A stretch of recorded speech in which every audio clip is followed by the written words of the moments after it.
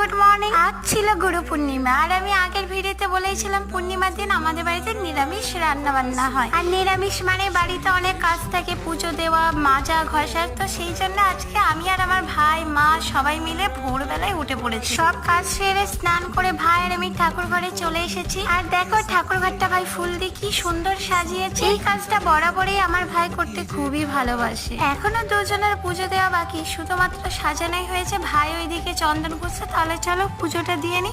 পুজো দেওয়ার পর দেখা হচ্ছে তোমাদের সাথে। তো ফাইনালি আমাদের পুজো দেওয়া কমপ্লিট, আর আমি চলে এসেছি রান্নাঘরে। আর সকালে রুটি দিয়ে খাওয়ার জন্য এখানে আমি একটু ঘুগনি করে নিচ্ছিলাম। এই ঘুগনিটা খেতে আমার বাড়ির সকলে খুবই ভালোবাসে। আর আজকে এই ঘুগনির মধ্যে একটু নারকেল দিয়েছিলাম, নারকেল দিলে আরো বেশি টেস্টি হয়। তো এইদিকে দুপুরেও রান্না বান্না হয়ে গেছে, ভাত, ঝিঙে আলু পোস্ত। এইদিকে ছিল উচ্ছে দিয়ে মটরের ডাল, যেটা বাবা আর আমি খাবো। আর এইদিকে ছিল আলুর দম। আর এইদিকে সকালে কিছুটা ঘুগনি ছিল, চাল চালটা দেখা যাচ্ছে।